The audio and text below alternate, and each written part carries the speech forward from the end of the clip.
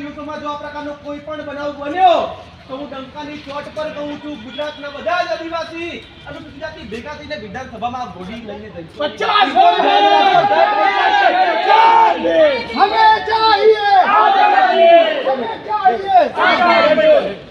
સરકારને નમ્ર અપીલ, ગુજરાતના જેટલા પણ જિલ્લા છે ત્યાં એક સ્પેશિયલ યુનિટ બનાવવામાં આવે કે અનુસૂચિત જાતિ જનજાતિની જે વસ્તી રહે છે તેના વરઘોડા નીકળે છે તો તેની જવાબદારી તમારી હોય।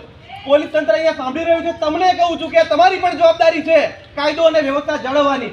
ગાંધીનગર જિલ્લાની અંદર કેટલા બનાવ બન્યા છેલ્લા 5 વર્ષની આરટીઆઈ કરીને એક્ટિવિસ્ટો માંગણી કરી રહ્યા છે અને હજારો દાખલા છે આપણી સામે। વારંવાર આ પ્રકારની ઘટના બને, કોઈ પણ સંજોગોમાં ચલાવી લેવામાં નહીં આવે। જરૂર પડશે તો યાદ રાખજો, બાબા સાહેબ આંબેડકરનો ફોટો હાથમાં થઈને કહું છું, દિલમાં બાબા સાહેબ છે તો ભગતસિંહને પણ અમે માનીએ છીએ। જિંદાબાદ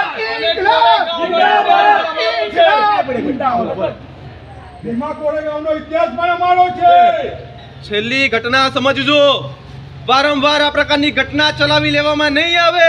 ફક્ત અહીંયા આગેવાનો ભેગા થયા છે, મારો સમાજને આવવાનું બાકી છે।